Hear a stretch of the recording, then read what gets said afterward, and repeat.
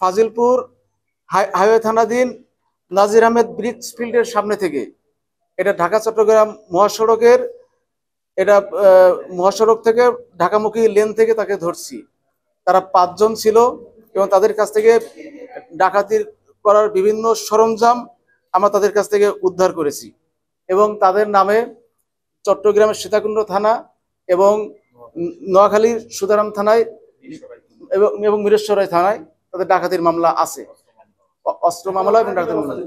আমরা তাদের বিরুদ্ধে ডাকাতির প্রস্তুতির মামলা নিব, যেহেতু আমরা এই সরঞ্জাম পেয়েছি। এখন রমজান মাস চলছে এবং অধিক সংখ্যক গাড়ি, অধিক সংখ্যক মানুষ, ইভেন পণ্যবাহী গাড়িও কিন্তু এই ঢাকা চট্টগ্রাম মহাসড়ক দিয়ে চলাচল করবে এবং এই ঢাকা চট্টগ্রাম মহাসড়ক বিশ্বের অন্যতম ব্যস্ততম মহাসড়ক। ফলে এই বিষয়টা মাথায় রেখে আমরা কাজ করছি। আমাদের অফিসার ইনচার্জ, এই আমার কুমিল্লা রিজনের 22 থানার অফিসার ইনচার্জ কেউ রাতে ঘুমায় না।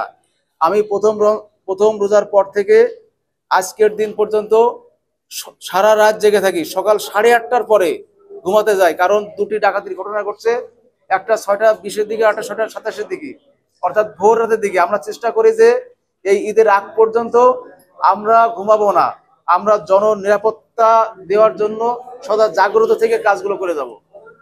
Thank you.